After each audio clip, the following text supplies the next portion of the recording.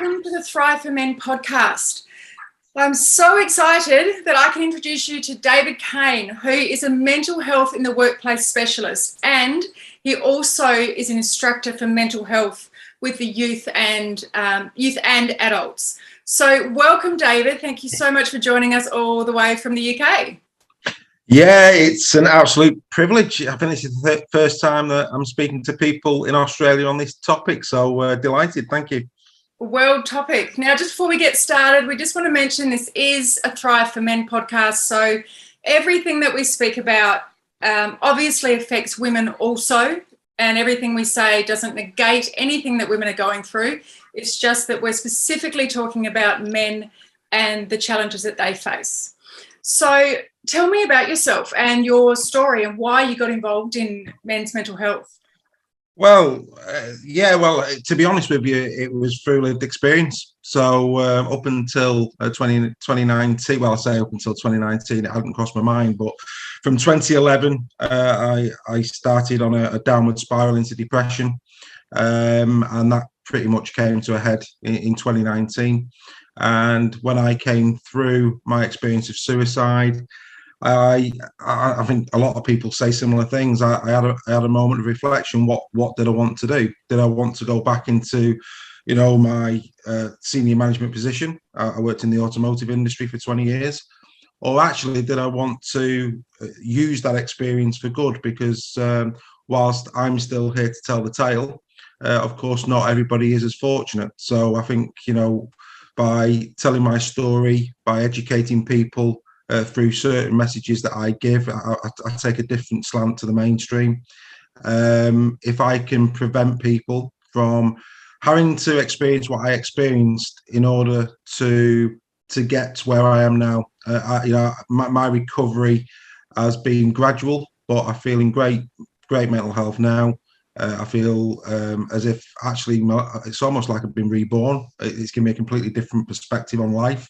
What I thought was important prior to my experience of suicide, now actually those things that I used to value highly, I don't value as high anymore, and it's given me a far better perspective and a far more balanced life. So yeah, through the lived experience, really, that's what's made me do it. And I have to say, and I think I've said this to you when we first met, knowing that you are helping other human beings and preserving life it's a far better KPI than anything in the corporate world. Let's put it that way.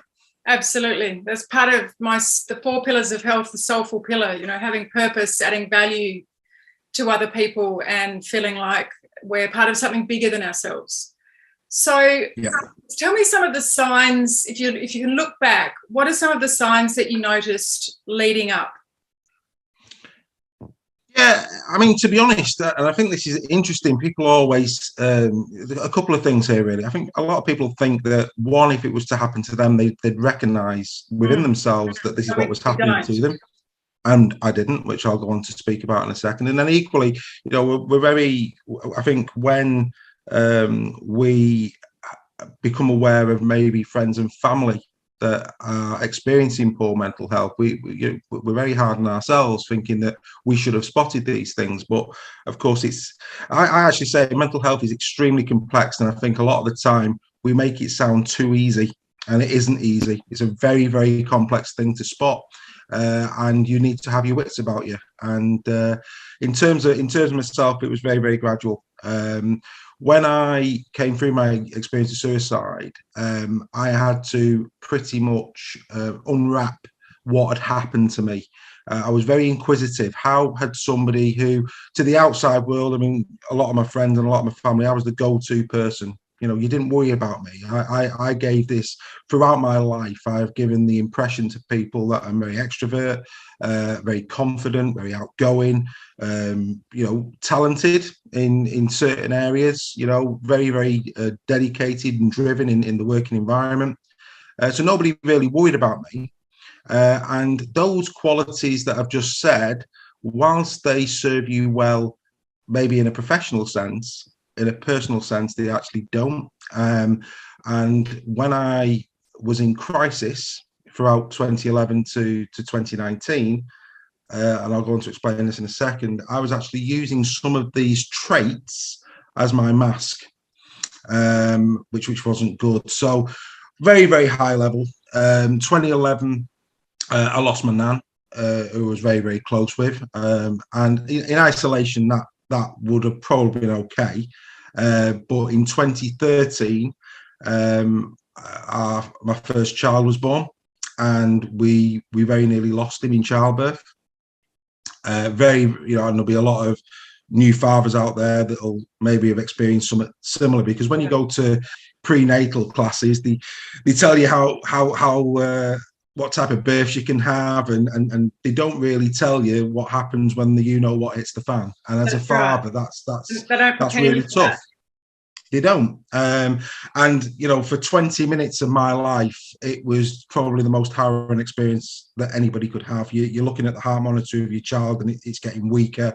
You're looking at your wife, who, let's be fair, is very busy at this moment in time, and he's wondering what's going on. You're seeing the panic on nurses and doctors' faces. You're seeing, without being too graphic, you're seeing a doctor trying to deliver a child where your brain is telling you they're going to snap the baby's neck because it's so brutal, and all the time you've got to try and comfort your wife. And the interesting thing about, I think this for me is probably the first because I hadn't got over my nan, because what I do in a crisis is I give myself a task.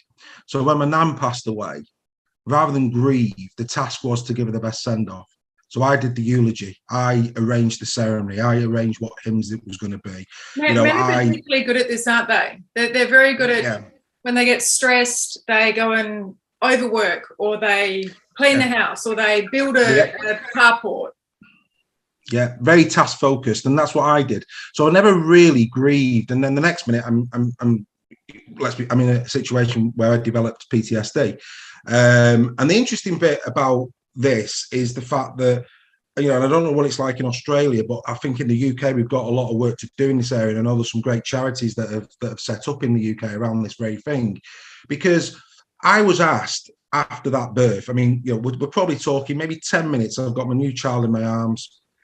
Kate was, they were looking at Kate. There's certain things that have to happen after a birth with the female, so Kate's busy with that. So I've got I'm holding my son. And I get asked the question, how's dad feeling? And, the relief is there. I'm looking in my son's eyes. So your natural response is going to be, I feel great. Yeah. I feel great. I've got a son in my arms. And I, of course, at the time, I probably did feel great. But then, of course, the flashbacks happen and all the rest. And my focus then, again, this task-orientated thing, because my wife was ill, she pretty much all she could do was hold Aaron for the first 2 or 3 weeks of his life. New father, never even changed the nappy in my life.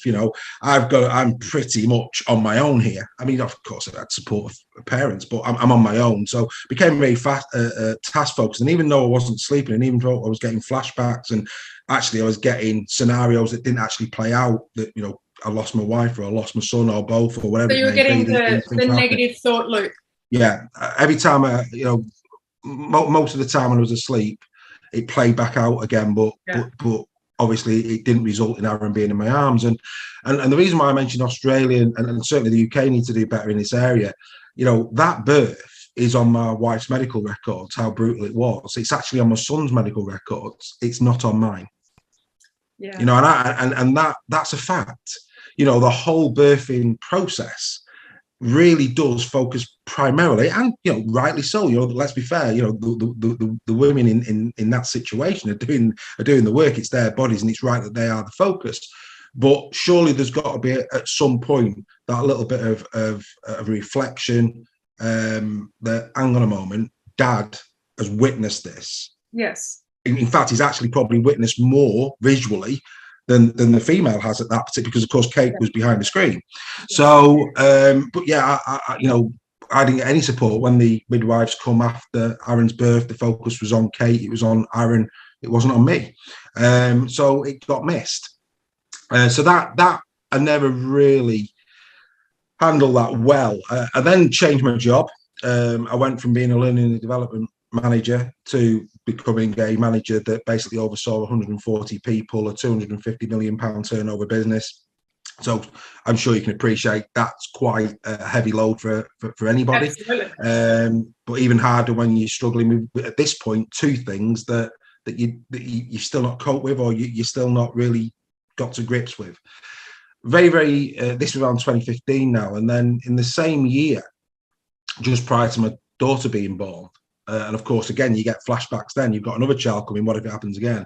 Very, very suddenly, in early 2015, my father went for a walk. And the next thing we know, he's basically being told that he became short, got shortness of breath. And he was told that basically his arteries were around about 96% disease. He was a walking heart attack, and if he had one, he would die. So it was a very quick turnaround to a triple heart bypass. And again, because I was the go-to person, I've got an older brother, but you know, my dad put his affairs in order with me. I mean, statistically, you come through these operations in this day and age. However, there's always the exception. You've got to plan for the worst case scenario. So, you know, for me at this, you know, so to have your father, and it's hard for any child, you know, if the father sits down and starts to do that kind of thing, again, it's pretty horrific. And, you know, on the day of the operation, again, task focus, I need to look after my mum. I remember walking into the intensive care unit after the operation, and my dad's all tubed up and, you know, not a nice thing to look at. And I didn't cry a tear. And I'm somebody who, when it comes to family, you know, I'm very, I've got no issues with my emotions when it comes to my family. And when I looked back post my suicide, I'm thinking, where were you at that point? Because that's just not you. I remember I just didn't cry a tear because I was so focused on supporting my mum. And my brain was telling me, Dave, it can still go wrong. If this goes wrong, you're going to have to do. And it was all of that. So again, not really coming to terms with that. Grace was born within, I think it was 6 to 8 months of Grace being born. Both Grace and Aaron had operations at the Children's Hospital for various things, which was tough. Again, and then in the same year, a colleague who I'd worked with for a few years developed motor neuron disease. Okay. And again, me being task focused, I put my colleagues first. I wanted to make sure that they were coping well. I liaised with the family. We even raised, I think it was over £1,500 for motor neuron disease, the charity. We tried to make good of the situation as good as you can in that situation. But again, seeing somebody, you know, and anybody who's witnessed motor neuron disease up close will tell you it's a horrible disease. Yeah. And you know what it should make you reflect on your mortality, something like that. For me, I just blissfully went through it, not really computing what was going on, just staying in this focus. To handle all of this, because you didn't know quite how to, because we haven't been taught, especially men, how to process, recognise, release emotions in a healthy way. Do you think you just put up walls to a dam, and it was just a matter of time before that dam overflowed? Yeah, I think you know, and I think a lot of men will resonate with this. I think because I was in a position of senior management, you know, my dad, you know, a generation back from me, his dad was, you know, was in the war. You know, I mean, you've got to remember. Got things to do. You've got people depending on you. You've got different values, and you know, my dad was brought up men are hard, and of course, my dad, you know, brought us up that way. You know, and you know, I'm different with my son. I expect my son will be different with their sons, and over maybe 2, maybe 3 generations, we may have moved heaven and earth in this area. But you know, as a child born in 1978 to a father whose father was of a war era, and of course, we know how resilient those people had to be. You know, I think that the stereotypes of what a man is supposed to be, I was playing up to those stereotypes, and what I wasn't allowing to do, what I wasn't allowing is people in. I was play acting this role of Teflon. I was Teflon. You know, this isn't bothering me. I was all of my traits were on steroids at this point, because it was the only way to get through it. It's a lot of energy to hold that in. So that would have been draining from you every day. So you're getting up, going through performing in every area, and every day you're getting more and more drained. Yeah, absolutely. I mean, sleep became a curse. You I mean, you're constantly acting, whether you're at work or whether you're at home. You're shielding people from the reality of what you're going through. And then, at night, I'd wait for my wife to fall asleep. And once she'd fall to sleep, I had two choices. I could either sit there and look at the ceiling and allow and I use these phrases, allow my brain to attack me, because that's the best way of describing it. You would hope in these situations that the brain would behave itself and actually give you images or messages of support, but it doesn't. It reinforces what you're That's thinking. right. That's what it does. So if you're in that zone where you are speaking badly to yourself and you are visualizing things that worst case scenarios of things that have even passed. So in Aaron's case, Aaron's alive, he's here, but my brain isn't saying forget about it, Dave. Aaron's here, everything's fine. It's saying, it's giving you nightmares of, no, Aaron's gone. It's building more negative thoughts. Yeah, absolutely. And then you become even though the rational side of your brain is saying that moment in life has passed, at times you find it being replaced with images that he'll be taken off you in some other way. Yes. It's that feeling of loss, that feeling of dread, and you get that. So like I say, with that, and then I lost another colleague. He was I'll give him a shout out. If people want to have a look at it, they'll find it on the internet. An incredibly brave individual called Marsh. He was a technician of mine. Carl was a part of the Great Britain skydiving team. He was also a skydiving instructor. And in April 2017, he was up in the air with a student, and the student got into difficulties. And Carl had a choice. The choice was save the student or save himself. He saved the student and basically fell to earth without a parachute and died.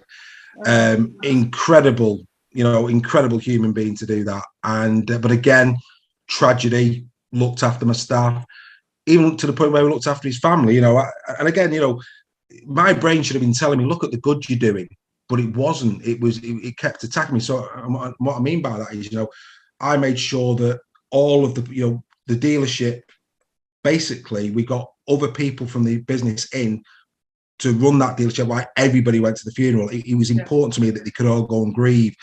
I actually was a chauffeur that day. His family couldn't afford a funeral cortege, so myself and two other managers basically chauffeured the family for the day. We actually put them first, and we did that. We unveiled a plaque in his honour at a new dealership. We did a lot of things right, but again, the thought processes, the hurt. I didn't grieve him. I didn't, I wasn't allowing myself to feel it. I was keeping myself on the outside. And the last real thing, I mean, there's a lot here, as I'm sure you can, we closed the business. I had to go through 52 redundancies with some people that I'd known for 15 years and I'd probably called friends, not colleagues. But the cherry on top of what I'm describing was the 2017 Manchester bombing. My brother and sister-in-law were there. They were caught up in it. They both were taken to hospital with severe injuries. Fortunately, they're still with us, but it was touch and go, as it was for a lot of people. And we gained access to hotels, hospital wards that perhaps maybe under different circumstances we might not have been allowed into. But we did see some horrific things. But again, me being me, you look after the parents, you look after your niece and your nephews, you go into that. And I remember at this time, and again, we'll probably get on to the recovery at some point, but again, I'm sure a lot of men will resonate with this. At this point now, 2017, we're probably 2 years out, a year and a half, 2 years out. At this point now, my life is in chaos. Certainly my brain is in chaos. My life pretty much revolved around the masks. I was probably averaging, if I was going to take an educated guess, I was probably averaging on 3 hours sleep a day. Okay. That's all I was getting. And anybody knows, I think you were prone to illusions after 2 days of deprived sleep. Yeah, and I'm operating 2.5 years on 3 hours sleep, and if I am lucky. It's amazing what we can push the body through and how far it will go for us.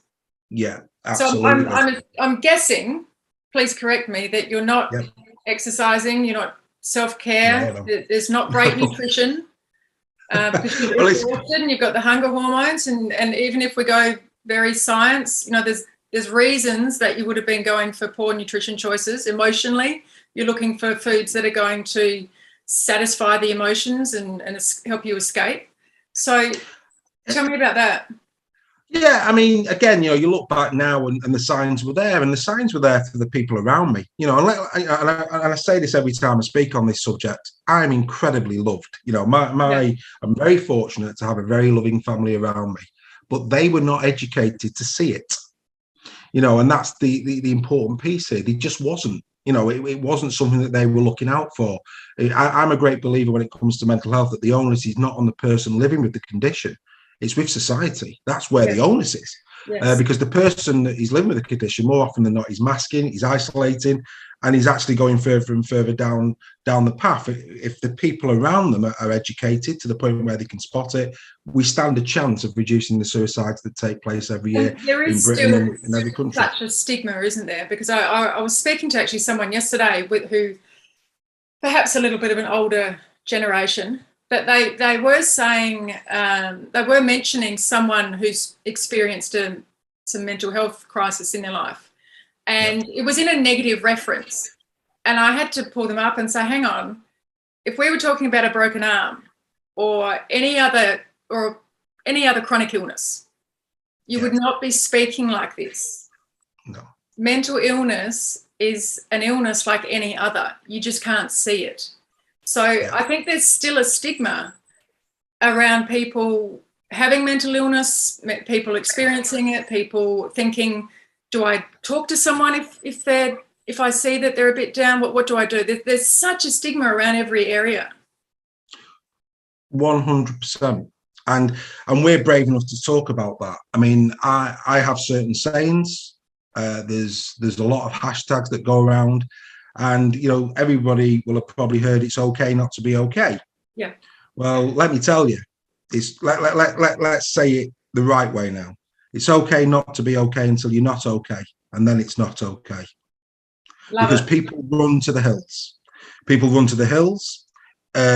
Employers will find a way to move you on that isn't related to your condition. Thank you for mentioning this, because workplace wellness is a really big part of what I do. And, I see a lot of workplaces bring in wellness projects into their organisations. But, a fruit basket and a yoga stretching session once a week does not do that. So I also see a lot of people still having the mentality of, well, I don't want to approach the workplace with my mental health issues. And two, from the other side, well, we want to support you with your mental health issues, but we don't really know how to handle this, and you might be a little bit of a problem, so we'll reassign you to something that's easier for you. So people feel like they can't go and speak to people. No, and that's because the media is full of stories that do not allow people to gain the confidence to do that. And what I mean by that is, when was the last, you don't hear of, and I'm going to say the average man and woman on the street, their stories. You don't hear about the truck driver who mentioned to his employer that he had poor mental health, and actually the work that the employer did, that it wasn't a stigma, that it was, like you say, just like a broken arm or whatever it may be. And actually what we're going to do is, this is the way we supported our colleague. And the good news is that, off the back of the programs and the work that we've done together, it's fantastic that this person is now at this point in his life and doing things like that. And you don't hear those stories. Because, quite frankly, there will be some out there, but instead what we get in the media is celebrities. And I'm not saying that celebrities can't have mental health conditions. However, call me cynical, there'll be a lot of PR people that are attached to celebrities who are jumping on this bandwagon because actually it gets them some profile. And that's just a fact. And I don't know who those people are, But, if I'm going to read between the lines, that is going on, because it has to be going on. There will be genuine cases in there. Of course there will be. But then equally, as a average person on the street, when you're hearing about rock stars, movie stars, professional sportsmen coming out with their poor mental health stories, and again, I'm not dismissing them, and I'm not trivializing them, because they have the right, like everybody else, to be having a crisis in their lives. But the problem is, what the media then do is they attach labels to them that the average person cannot relate to. For example, how brave are they to have done this? And it's not brave. I mean, yes, it could be brave to a point, but again, knowing celebrity as we do, if I'm a prominent celebrity and I have got a genuine mental health concern, and I want to take 1 month, 2 months, 6 months, 1 year, 2 year out of the limelight, out of work, one, I've got the money to do that, which the person on the street hasn't got. And when they get back to great mental health, they're going to get endorsements, they're going to get interviews, they're going to get this, that. So how can that be brave? The bravery is the man on the street who actually wants to trust their employer, that if I mention this to them, I don't have to worry about my paycheck, I don't have to worry about my mortgage, I don't have to worry about how I'm going to feed my kids. That's brave. So I think that those type of people in society, they're the ones that the media should be jumping on. Yes, because the more we're absolutely, because if we can show that it's the average person on the street who's getting the help and the assistance, that that they've been brave enough to do that, and actually we do have organizations in the world that will do right by people and will support people. They won't put this stigma to them, they will help them back to great mental health. That will give people the confidence to then hopefully start to talk more openly about it.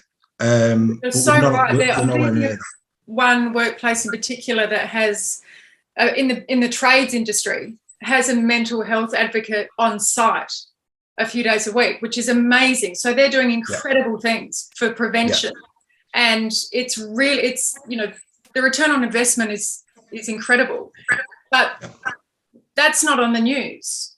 No. And for example, at your workplace, when you were struggling, it's almost, sometimes I think it's like, care for the carer. When you were struggling, you had processes in place, which were take care of your staff, make sure that they had what they needed, make sure they had the day off and everything was covered, make sure they possibly had counselling. But where's the mental and emotional help for you? Or where's the mental and emotional help for the people that are doing all the tasks and the other people that are often forgotten? Well, and that brings us brilliantly back to the point I made earlier, which is, how complex mental health actually is. Because, throughout from 2011 to 2017, and again, I'm not blaming anybody when I say this. It was my mental health. I am responsible. Ultimately, the person living with the condition is ultimately responsible. If we're not, empowerment comes by responsibility. I'm a big advocate for that, but we can only know what we know. So, correct. Were you taught to deal with your emotions, to recognise them, process and release them in a healthy way? Exactly. No. And this is why I think youth is so important, because I know, had I have known as a child, and when I say child, teenager, the coping strategies, how my brain actually works, that it does, we are naturally negative thinking people, and we need to disrupt those thoughts, and how you can disrupt those thoughts, and how, if I'd have learned those life skills at an early age, there's no guarantees that my life wouldn't have panned out the same way, but I'd have stood a far better chance of being able to cope better, because I've been given those skills. But instead, what we do is, the primary focus of children of that age is actually, you need to be good at maths, you need to be good at English, you need to be good at geography, you need to be good at history. No, first and foremost, you need to become self-aware and know how to take care of you. That is an absolute fundamental obligation for me now, for the education system, for governments and for society. We have to somehow do that. I mean, I know in Britain at the moment, there are still schools that a little bit behind it. You know, there's not really, for me personally, looking at it and investigating it, where there's a really good well-being project taking place. There's the PR, and this is the same in organisations. There's a PR out there which is, we care about mental health and well-being. Well, actually, if the suicide rates are still going up, not everybody can be right, can they? We can't be doing a great job of it, because actually the statistics are saying that these things are actually getting more prevalent, not getting better. So everybody, so again, there's this big PR machine that goes on. And it takes a lot more than someone to drop in once every 3 months to speak about 100%. the importance of mental health. So in Australia, I had Tony McManus as a guest, and he's an ambassador for Beyond Blue. And those stats are 9 people in Australia every day, and 7 of those are men. Yeah. So, yes, there's a stigma around mental health, but I think we're also avoiding the fact that because we have become very politically correct, we avoid mentioning that men are still struggling with their emotions and mental health. And they are struggling more, and they still haven't been taught. And I'm seeing a lot on social media when I have a look at men's mental health, there's one side saying men must be more vulnerable, men must be more open, men must be able to speak with their partner and cry on their shoulder. But there's still a lot of people out there saying, don't you do that, men. Your wife will not respect you. That is not what she wants to see. You won't be seen as a man. You must be the protector, et cetera, et cetera. So there's still this school of thought that is preventing men from connecting properly with themselves and people around them. What do you think about that? Again, it's the stereotypes. It's the way we operate. It's the messages we choose to listen to. But again, let me dispel that myth straight away. My wife, who has been incredible throughout, absolutely incredible throughout. She's no longer married to the husband she married. Yeah. Let that sink into people for a minute. The person I am now is very different to the person I was in 2010 when we got married. And the person I am now is, I am more vulnerable. I am more open. I am more honest. I've laid my soul bare. That's what I've done. And actually our marriage is improved as a consequence of it. We are a lot more happier now in our marriage than probably we've ever been, because we took all of these bandages off. It's a completely open, transparent relationship where I've got no problem telling her how I feel. And at no point would she ever, look at me differently for that. If anything, actually, her words to me have been, she finds me amazing what I have managed to do since my experience of suicide. She cannot believe how I have rebuilt myself. But the person that I've built myself into, with the support of people around me, is a better person. But like I say, she's absolutely just blown away. So, any men out there who are thinking, I can't tell my partner, believe me, your partner wants you to be vulnerable. Actually, it's probably, I think there's studies now that are being done where 100%. Women are being asked, what do they find attractive? Look at it from a man's point of view. If you want your woman to want you more, then we need to feel connected to you first. Absolutely. So let us be connected to you, open up with us, and we will be more attracted to you and more driven to want to support you and love you and nurture you. So it's the narrative just has to change. Did you find anything with your friends or anyone in particular who didn't know how to deal with your mental health when you said, look, hey, I'm going to tell the truth, this is what's been going on? Yeah, I think in a lot of cases you find out who your friends actually are. If I'm being honest, when I was actually recovering, I did like mindfulness courses and things like that, and it did make you analyze your relationships. And I'll be honest with you, a lot of people who I would class as good friends, ran to the hills, didn't contact me, knew what, when I went on LinkedIn and mentioned that, this was my reality and I was going to start a new business and I was going to start, prevention through connection and what I'm now currently doing. It wasn't like I kept it hidden. I didn't. A lot of, like I say, a lot of close friends ran to the hills, but equally, a lot of the, my nucleus of friends that I now have, they stood up and were counted, and they wanted to be there for you. And again, I think, if you'd have asked me a question like that 15 years ago, I'd have probably been very hard on them. But actually, I've got a degree of empathy, because if you have not decided that this is a real thing that is happening in society today, and actually, I want to go and look into it, and I want to be better prepared and more equipped to help people. Obviously, first and foremost, themselves. I'm a great believer you can't pour from an empty cup. Self-care is vitally important to us all. But I think when you know that you are in a position where you can do right by others and be there for others wholly because you yourself are in a good place, there are skills that you need in order to do that, and again, showing a degree of empathy. A few of those friends of mine, it'll probably be, if I don't acknowledge it exists, it's not happening. Yeah. Which is a real shame. I would rather, those friends, former friends, or to come up to me and say, do you know what? Tell me about it.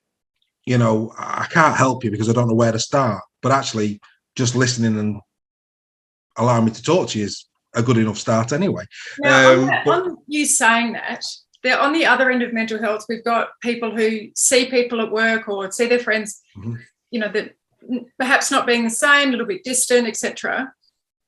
I've also seen a stigma being built around mental health is such an important topic that we've put it out here and said to people, be careful what you say.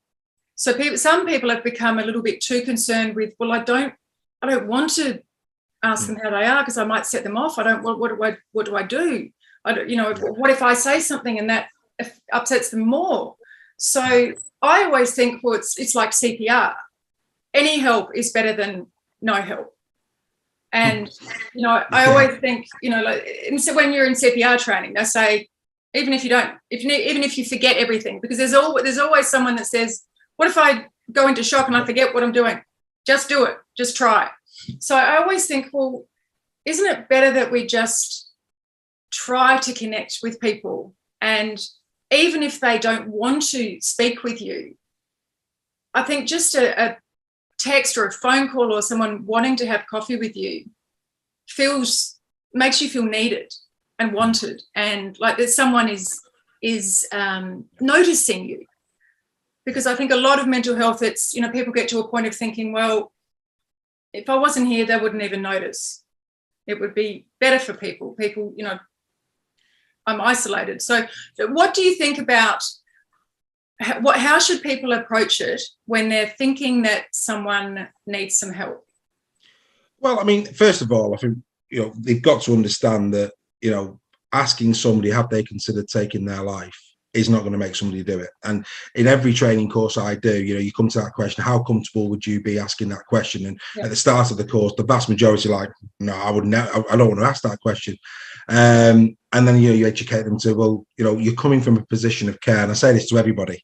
You are coming from a position of care. The only reason you would ever ask somebody that question is not because you're nosy. It's not because you care. You've noticed and you genuinely care. And this is the bit around why I say it's a really complex thing. Going back to my workplace, all of those things happened whilst I worked for the same company. The company did not see them combined. They seen them as individual events. They hadn't seen the bucket getting more and more full with water. Did anyone at all notice at work anything?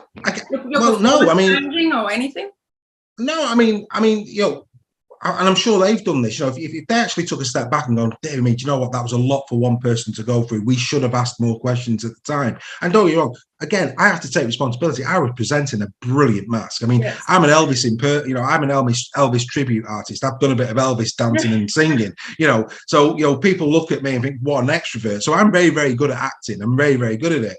But take all of that, again, this bit about education, had they been able to go, well, hang on a minute, forget what he's presenting. These things is a lot for one person in a short space of time to be taking on board. So actually, we need to have the chat. And I say, don't see the spiders. Don't see the spider, see the web. Yeah. And the web is, life events that you're going through, but coupled with the behaviors. Yes. How you're physically changing. You asked a minute ago, were the signs? I put weight on. Exactly. The amount of people who said, you need to lose some weight. At no point did they think I was gaining weight because I was comfort eating, because I was in a bad place mentally. It was just, I must be just eating junk food too much. Lose some weight. So what would someone have said to you at work, let's go for a coffee, etc., that really, even if it didn't help enormously at the time, you would have been able to look back and think, wow, that just showed that they cared or they noticed, etc.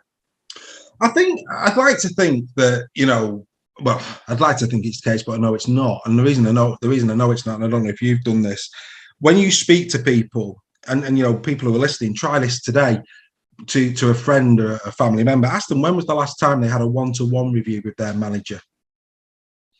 And when they tell you it was 6 months ago, 8 months ago, that business is not operating a well-being strategy. Yeah. It really, really isn't. Right. So the first thing would have to be that your organization needs to be built on, we are going to do formal check-ins, the once a month, as well as the informal check-ins. Yeah. Because if you're not doing the formal, the informal is not happening. It really isn't.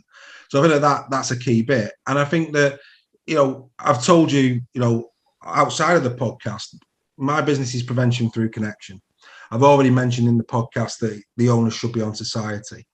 We need to connect again. And the way we're going to do that is by feeling each other, by seeing each other, and by listening to each other. And putting all of these dot to dots, have the ability to put all of these dot to dots on the web together to form an accurate picture, so that will allow us to ask the person who is potentially living with a poor mental health a question. They're not going to ask us, how many times do you see on social media, I've been trained in first aid for mental health, come and speak to me? And you have to ask, who is training these people, and why is the organization paying for training that is getting it wrong? Yeah. And they are, I'm sorry, but they are. People who are first aid for mental health trained should be able to feel, see, and listen the reality of others. Be on the lookout for it. People aren't going to come to you. You have to go to them. No. So, for myself, I can imagine that the aura, there had been a change in my aura in the field. Like I said, it was on steroids. So there's a change. I've gone from being, confident and driven to actually this person who wants perfection now. And the reason I want perfection in work is the rest of my life is falling apart. Yeah. So if work isn't perfect, I've got nothing. So actually I became fixated on work. Now, people should have been able to feel a little bit of that. In terms of what they see, I started to grow a really bad beard. I mean, I looked terrible. I really did. I was putting weight on. I was probably not as, again, from a cognitive perspective, some of the decisions I was making probably weren't as well thought through as they have been in previous years. My behavior was erratic, and it was getting more erratic. So, these signs were there, but people, for whatever, probably because they're on the hamster wheel, everybody's focusing on the outputs of business, volume, profit, customer satisfaction. A lot of businesses still operate, you're a number, you're not a person. People always say that. At the end of the day, and let's put this to the test, how quickly will your job be advertised if you resign today? Absolutely. That's the reality. It'll be on tomorrow. And even like myself, I operated in an industry where I did, from a profit perspective, I posted some really, really impressive results. We're talking, taking a region from 1.1 million to 1.7 million inside of 2 years. One individual department from £250,000 to £500,000 in 2 years. 3 sites from £500,000 to £1.8 million in 2 years. I was posting big numbers, but actually that's all very interesting. The bottom line is you've got to go, well, tomorrow, even though you've posted those results historically, you leave tomorrow, nobody's going to remember you did 1.8 million, and nobody's going to remember you did $500,000. That's right. They're just going to get somebody else in, and rather than, they might even actually be hard on that new person by comparing and contrasting the new person to you for 6 months, which again, from a mental health perspective, is pretty bad for the new person. Absolutely. But probably I would say within 12 months, you've forgotten. You're absolutely forgotten. Yet, if you're working in an organization where you're feeling that you aren't respected, that people aren't checking in on you, that they're not doing formal reviews with you, maybe in the COVID pandemic, they put you on, in our country, we had furlough. They put you on furlough and they haven't spoken to you for 18 months. I think you've got to start looking at it, how important, I'm working all the hours God sends, putting in a shift, sacrificing my family a lot of the time. I always say to people, believe you me, we're self-employed. It's the same for us as it is for somebody who works for an organization. Your business will always owe you more time than you owe it. Absolutely. No matter what you do. No matter what you do.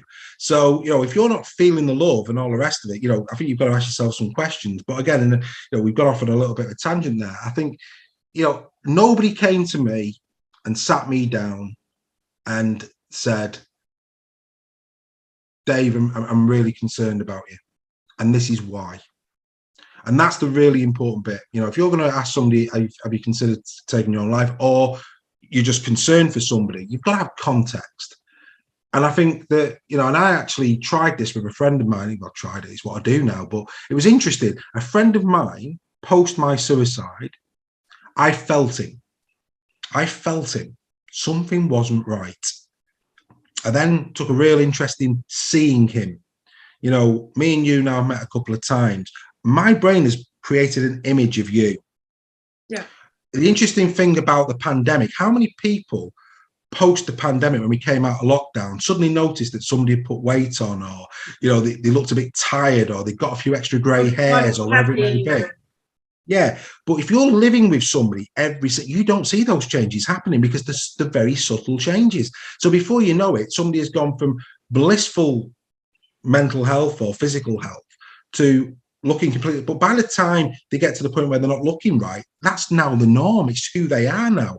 We don't get that short, sharp shock of seeing them in a different light. So what I say to people is, look, you've got an image of your family, of your friends, of your work colleague. Train yourself to look at them with fresh eyes every day. That's awesome. It's a skill. It's difficult, but fresh eyes them every day.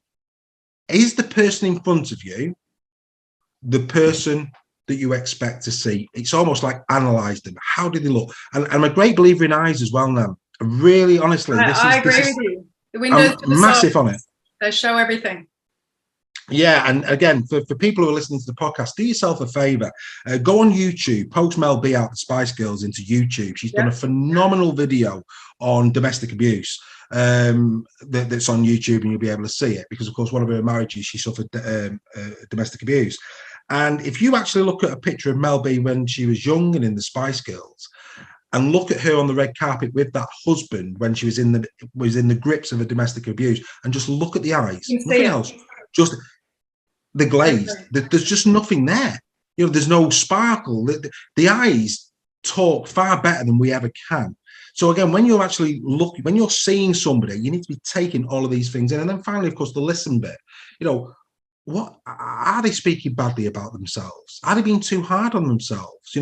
Is what they're saying supported by how they look? Because I could say to you, how are you? You could say to me, and as you did with my daughter when you met my daughter, good day, mate, how are you doing? And I could turn around to you and go, yeah, I'm fine, man. My words are telling you I'm fine. But if you're seeing somebody, if you're taking enough notice to notice that my eyes aren't sparkling, so what you're saying just doesn't compute, and you go and then you go again. That's where the magic then starts to happen. And that's what people need to be educated in. This is life is about connection. It's not about profit margins. It's not about customer satisfaction. It's not about all of these other things. It's about family. It's about friends. It's about health, and it's about connection. We are meaning-making machines, and in order for us to have meaning in our life, we need to be connected to the world around us. That is vitally important, and that is what I'm proud to do now. I train people on getting skills that social media and smartphones are probably eroding from society. I'm retraining people the art of connection, and if we were a connected society, that is when we're really going to start to make an inroad into the mental health epidemic that we have now got. We are absolutely in the grips now. It is the little signs, isn't it? It's the connection, because if I look at photos when I was going through DV, which is why I want to help men, because I feel that if we can give men the tools and strategies and make them have the ways of being their best, DV isn't going to be as much of an issue. It's going to decrease. If men can be their best, I really believe that that's going to help everyone. So if I look at photos back then, you can see the sadness or the blankness, the spark is gone. And when I often speak to people and they say, obviously in Australia, how you going? We often, with all our slang terms, and I often find that people will, I'm fine, thanks, how are you? It will be a direct send back, and they won't want to speak about themselves. So instead of just thinking, oh, yeah, they're fine, yeah, and going and speaking about yourself, and then you might ask again and say, well, no, how are you? And if they do it again, no, I said, I'm good. So anyway, what were you saying about that? There are signs that they don't want to share. There are signs that they don't want to speak about themselves because they feel like they need to hide. So ask again and say, no, look, I asked how you are.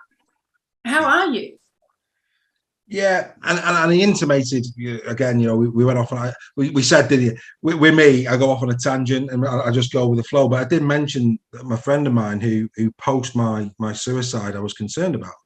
And so again, I say mental health is complex. Think about this, people who are listening. A good friend of mine who knows that I've had poor mental health, who knows I've had depression, who knows I've experienced suicide, tries to present a mask to me. So think from a safe space perspective, you would hope they would look at me and go, if I'm going to speak to anybody, I'd speak open and honest with Dave. He's been there. He's got the T-shirt. Look at him now. He's flourishing. He's great. The absolute opposite. Absolutely trademark poor mental health behaviours. Trying to mask it, trying to hide it. And I'd seen certain things, I'd felt certain things. So again, the onus was on me. It wasn't on them. It was on me. And I remember sitting there and I just said, look, how are you? Oh yeah, I'm fine. Yeah. And I went, right. And I just put my hand up. I went, whoa, hang on a second. This is me you're talking to. Yeah. Remember me? Remember what I've been through? Me? You don't have to do this with me. And I went on to tell them what I had felt, what I had seen, what I had heard. I quantified why I had asked the question. And once I quantified it, I said, so what I'm going to do now is I'm going to ask you again. It's your choice how you wish to answer the question, but I'm going to ask you again, and I just genuinely hope you open up to me. I said, so here it comes. How are you really? And for the next half an hour, there was tears, there was emotion, there was, it was just the weight of the world came my way. All I did was listen. It didn't matter what my personal journey with depression was, because that's my reality. And, a lot of people and this is where people can go wrong. It becomes about, well, let me tell you about me. No, it doesn't matter about me. I get asked that all the time. I mean, we've done a little bit of that on this podcast. Tell us about your journey. How did you manage to come out of your depression and your suicide? I'll happily tell you, because you might be able to resonate with it. But hang on a minute. Here comes the health warning. It doesn't mean it's going to work for you. Thank you. You have to find your own path. That's right. You have to find what works for you. Because if you try to replicate me, in effect, you're becoming an actor because I'm giving you a script that actually you're not probably going to be able to connect with. You're not going to be able to play that part because it's not you.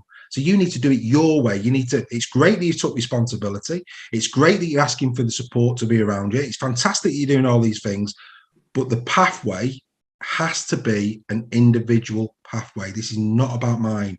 Like I say, important. Every area of health, I can't stand diets. I can't stand it when people follow what their neighbour's doing because it worked for them. We are individuals with individual circumstances that change every single day. And we have to know, while there are foundations we can follow, it has to be suited to us. It must be individual, and we must be working with what we need.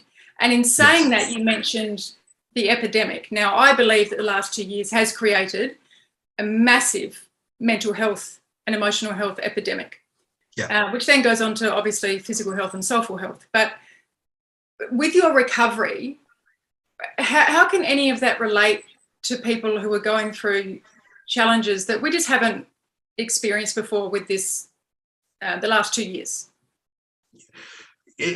I think the safe space in answering that question and has got to be, and please remember this, I always try and put images into people's minds.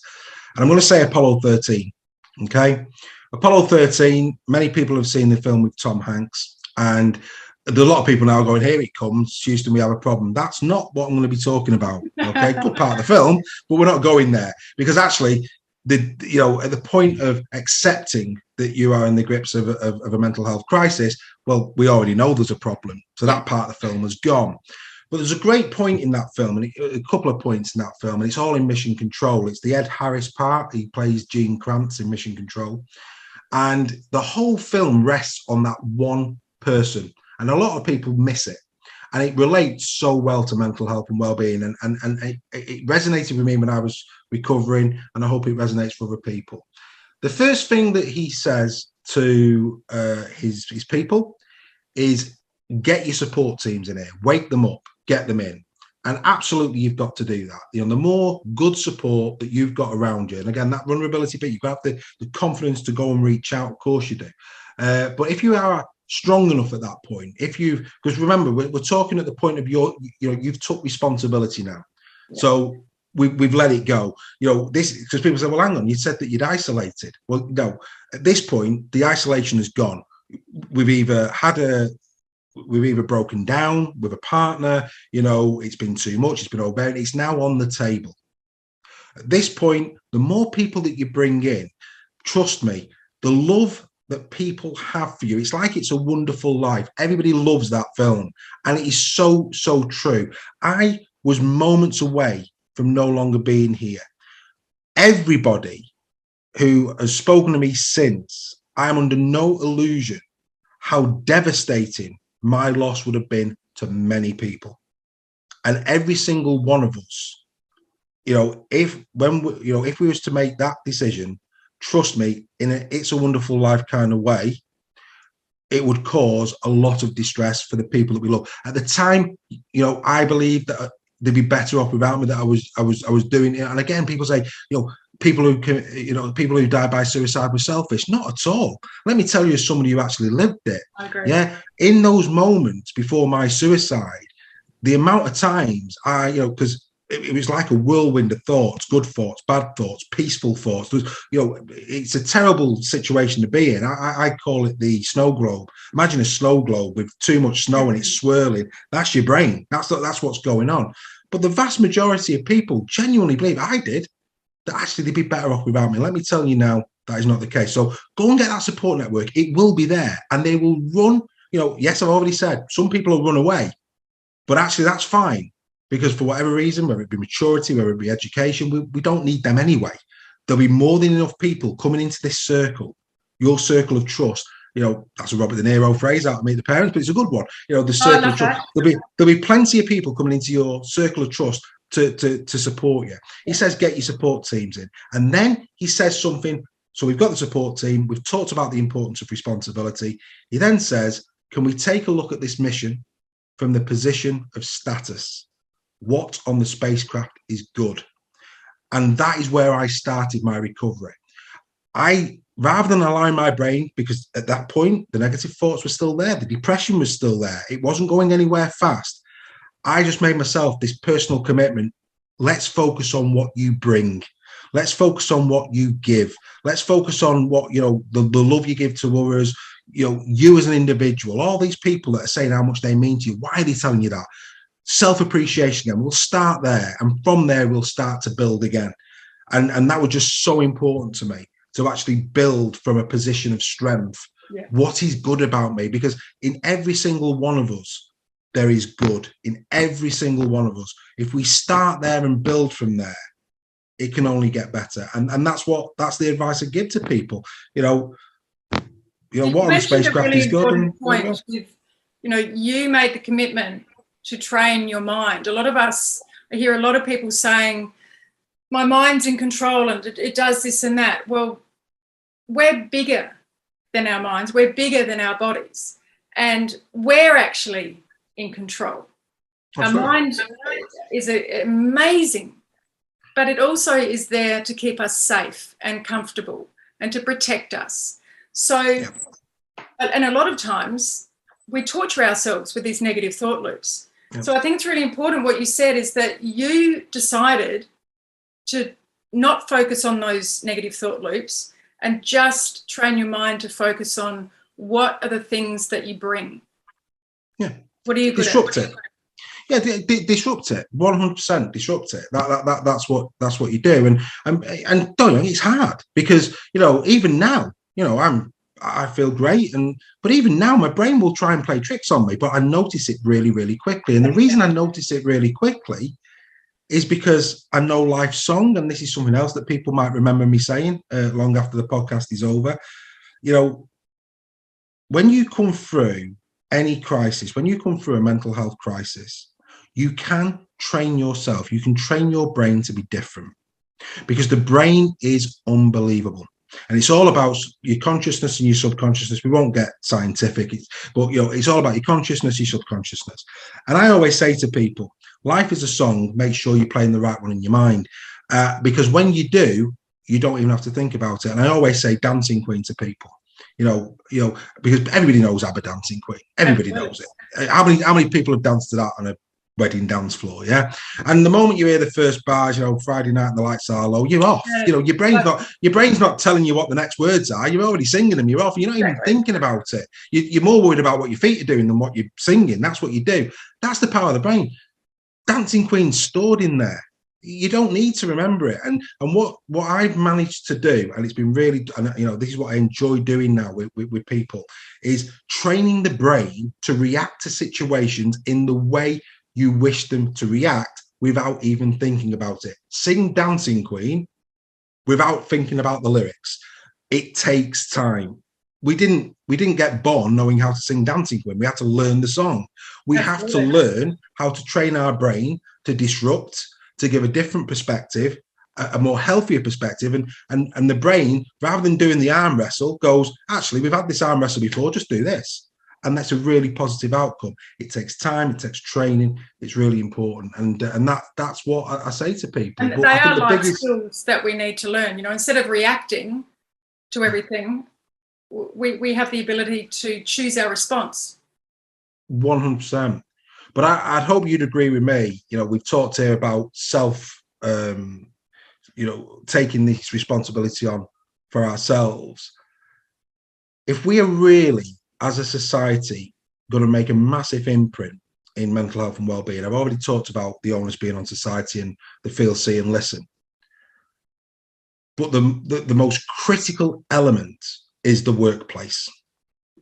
It is the most critical element because that's where people spend the most time. You can have the greatest support network at home, but if for 8 hours a day, you are that's being diluted, that is a problem. So, for people who run organizations, for people who manage people, what I would say is that, at the moment, there's this massive clamor for the PR. Let's go and train our people in first aid for mental health. And that's fine. I'm an instructor, but I've got the integrity to sit here now and say, look, that is at best 5%. And actually, it's a solution. Yeah. Because the horse has bolted at that point. Prevention is key. And so what you've got to do, any business out there now, one, you've got to want to do this. You've got to want to care about your people. And you've got to actually want to see the bigger picture, that by doing this right, you will have happy people in your workplace who will be who will be connected, have an identity with the organization. That will increase the productivity over time. All the things that truly matter to organizations: volume, profit, customer satisfaction, reputation. All those things can only get better by doing this bit. But what you've got to do is you've got to get into the trenches of the soul of the business. What do we need to do that prevents poor mental health in the workplace primarily, but equally, what can we do to support not only the person when they're in work, but also take care of them outside of work? There's this massive myth of leave home at the door, leave work at the door. We can't do that. For too long, we have fooled ourselves into coming out with these cliches that are so inaccurate. We've got to get rid of all of that language. Here's one for you. Human resources. Has the time come? But I think the time has come for human resource managers to realize how can we possibly have a well-being strategy when we see our people as a resource? That's a gold nugget right there. We call people, here's another challenge for people out there. Have we got employees? Have we got workers? Or have we got colleagues? Because if you go and look at the dictionary definitions of those things, the first two will talk about, repaying somebody's time for money, their labor for money. The word colleague is working collaboratively with each other. Yeah. Completely different. I prefer to use human experience department, because surely the whole point of a traditional human resource department is to create experiences, to create well-being, to create all of these type of things that actually benefit the individual, as opposed to, we ultimately, and let's take the sticking plaster off, we're the department you go to when you want to get rid of a problem. And that's why legally managers, with procedures, managers don't want to bring them in. I mean, I would keep human resources out, because they're seen as this meddling department, and full of paperwork and full of legalities. Yeah. And they're going to tell us all the reasons why I can't sack this person today. And actually, if I keep bullying them, they might leave anyway. And it just creates the wrong environment. Whereas if they rebranded, we're a human experience department. It's all about how we work collaboratively with each other. We truly care about your workload, your time management. We train you, we give you a career path. We do all the real positive interventions. If we actually did that, that would make a massive difference. And I think for me, you've got to start at the ground up. You've got to look at all of these things. The businesses that I've worked with, I don't know what they were expecting when they started working with me, but they're starting to see that by just making what many would describe as common sense changes to their business, the impact it is having on engagement surveys, on staff retention, on productivity, all the rest of it, all of that's taking care of itself, because what they're actually changing at ground level is having a dramatic impact in how people are connecting with their business. I couldn't agree with you more. All those years ago when I actually sat in my office and thought, how do I impact more people in a more impactful way? And I thought, obviously the workplaces, that's where people spend all their time. Yeah. They're there 8, 9, 10, 11, 12 hours a day. So you're absolutely right. We must make a massive change in this area and create a conscious culture. So Absolutely. How do people get in touch with you to work with you? Just get in touch with me. I'm all over LinkedIn. So yeah, just find David Cain, Prevention Through Connection. You'll find me. I have my own. Are you working podcast. with one-on-ones or with, who do you work with? Yeah, I work with any, and this is the whole point. We get into this area now because we want to help people. Yeah. That can be one, that can be 100, That could be 1,000. It doesn't matter. You know, what matters is that we're speaking to people, that we're educating people, that we're doing what we set up to do. So yeah, I mean, you know, for me, I'm an open book in that respect. Just get in touch with me. You know, it's almost like it's one of those old ads. No project is too small. No project is too big. It's about helping people. If I can help somebody or a business or an organisation, that is exactly what I will do. Thank you so much. And just one last question, just on the last 2 years. What are some points that you've seen over the last 2 years that could really help people who are struggling? We've obviously seen more challenges for people in the health area. We've seen isolation, and we've seen loneliness and uncertainty and fear. And I'm going to think that it's similar in the UK as it is in Australia. I would expect so. So what are 3 strategies that you're giving people at the moment to help them through the isolation and the not going to work and not connecting? Well, I mean, there's so many. I mean, a couple. I'll give a couple. So from a business perspective, if you feel as if people are so there'll be some people who haven't gone back to work, yes, because obviously the pandemic has made them afraid to go back to work, so they may still be off on furlough or whatever it may be. This bit around connection, one is what is of paramount importance is that they remain connected to that business, that they actually do see a pathway back to it. And for me, one of the most effective ways of doing that is, first and foremost, yes, you should be having dialogue, but there's the right and the wrong way. If I was to say to you now, so we work together, I'm your manager, and I say to you, what I'll do is I'll buzz you next week, just to see how you're getting on. And I do buzz you next week. I'm good at my word. I don't know if buzz is a word in Australia. Yeah, it absolutely is. That's fine. Yeah. So I'm going to buzz you next week, and I do. And we may have a chat. But I think that chat is going to start at a very, very low level from a transparency perspective. So this is what I do. I've made the decision. I'm calling you. We've agreed on a time. What I now do is something a little bit different. I send you in the post a sachet of coffee, a tea bag, and a Kit Kat. Any other confectionery can be sent, by the way. I've got no allegiance to Nestle. But that's what I do. I send that with you with a little note. Looking forward to our chat next Wednesday at 10. Make sure you have a brew and we'll enjoy this Kit Kat together. When we start that conversation, we're going to probably start at a far higher level in terms of trust and integrity, because I will make you feel as if this is not a tick box. I've gone out of my way to make you feel comfortable that this is happening.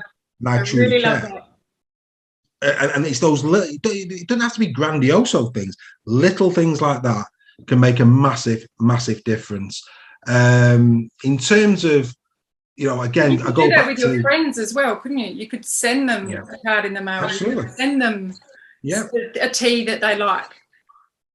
Well, it was interesting. I was doing work with a client recently, and we got into this, and they were having problems with a family member from a connection perspective, and I just said to them, "Well, we're not communicating. We're not communicating at all. It's just a slanging match, whatever it may be." And there was 2 things that I suggested that they do. The first thing I said is, well, it might sound a little bit cliched here, but have you actually wrote them a letter and just slipped it under the bedroom door? And actually poured your heart out to them? And it was like, well, no, and it led on to things. And I've recommended to some people, so for example, well, we used to always do something, but we stopped doing it. Great, send them an invitation. Send them an invitation. Yeah. I'm inviting you as your brother, your sister, your friend, whatever, to once again go to walk dogs together or go and do this together. Be ready at 3 o'clock. They may not be there that day at 3 o'clock. So next week, you send them another invitation. Really missed you. Here's a photo of when the last time that we did it. Hope to see you again at 3 o'clock this week. Sooner or later, you would hope that person is going to feel, I really need to go. Yeah. And once they do, it will just open up whole new possibilities to them. And in terms of I really enjoy doing this. There is no fear in doing this. I'm going to go and do it. And these type of things, they don't have to be grandioso. They can be really, really small. But for me, if I was going to say what is probably one of the biggest things that I've done, I'm going to share two final things that have really helped me. The first thing is that if you believe that your life is slightly out of balance, really simple exercise. Get an A4 piece of paper, fold it in two. On the left-hand side, just put the word nourishment, and on the right-hand side, put the word deletion. List the top 10 things that make you happy on the left-hand side. It could be an activity, it could be a person, it could be whatever it may be, hobbies, going for meals, dog, whatever. Just write them down. Equally, what deletes? What makes you not want to get out of bed in the morning? What are the things that really play on your mind? What are those things on the right-hand side? What you might find, and I found this, is that I'd stopped doing a lot of the things that nourished me, and I was fixated on the things that deleted from me. So I made a personal commitment to myself. I'm going to do more of the nourishments. That's what I'm going to do. I'm going to make time to do the nourishments. I'm going to find me again. Joy into our life. Absolutely. But then what I also did is I analysed the deletions, and I probably deleted 3 straight away from my life. They serve no purpose. What the hell am I worried about those things for? Get rid of them. Some you dilute, you just turn the noise down on, and others, and we all have these. I mean, I would expect on most people's list, unless you're a multimillionaire and you haven't got a mortgage, would be mortgage. We all worry about paying the bills. That's what we do. And what I looked at that, and I thought, well, hang on a minute. There's a great quote, isn't mine. Yesterday's history, tomorrow's a mystery, but today is a gift. It's why they call it the present.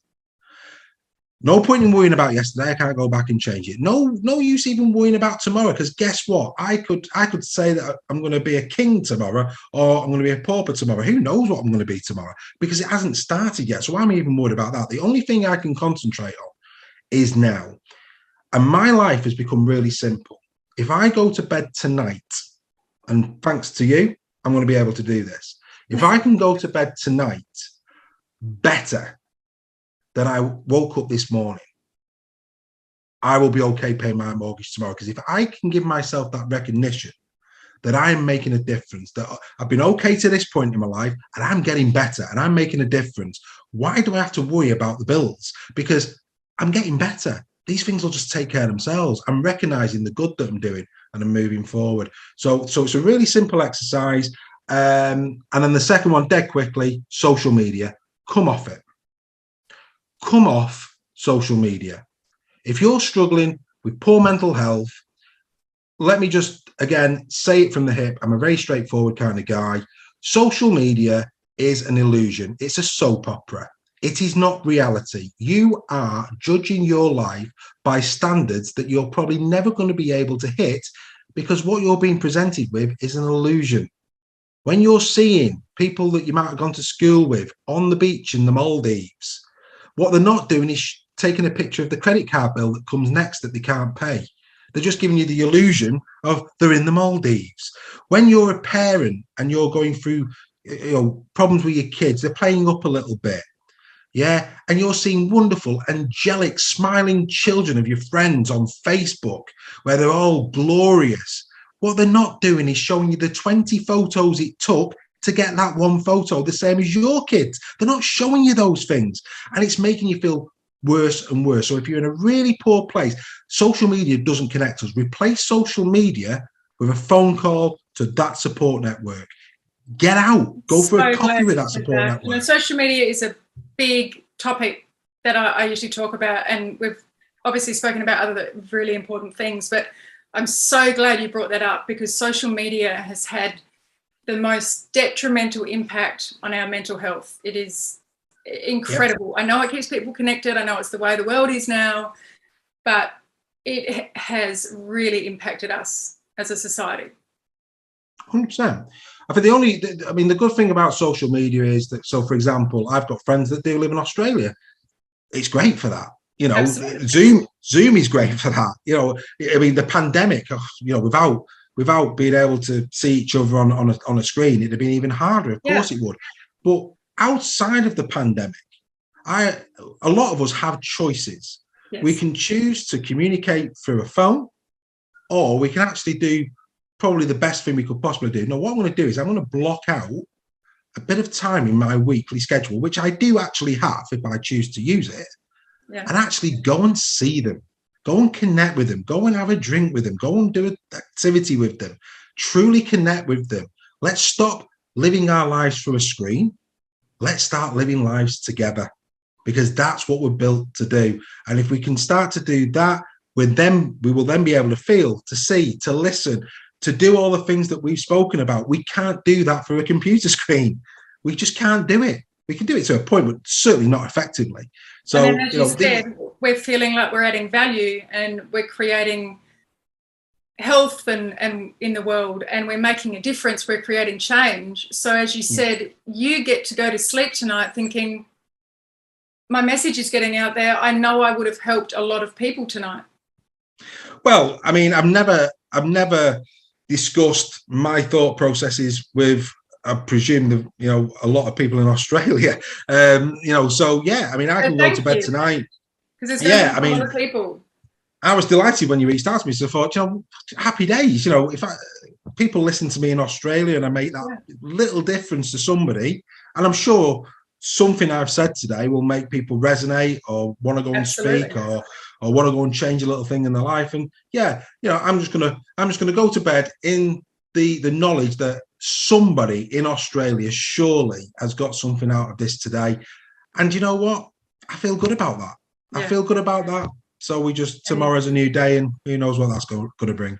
Thank you so much for your time, David. I know we've taken a lot of it this morning and tonight where you are, but that's been incredible. Some of your strategies and tools, and knowing what you've been through and what you advocate for is so helpful. So thank you so much for your time. If you're needing help, David is available. As he said, he's all over LinkedIn. Please reach out. Please start looking at his posts on LinkedIn and what he's about, because he can be a real help for you. So thank you again, and I will look forward to speaking with you soon. Lovely. Thanks very much, Dan. Appreciate it. Bye. Thank you. Bye now.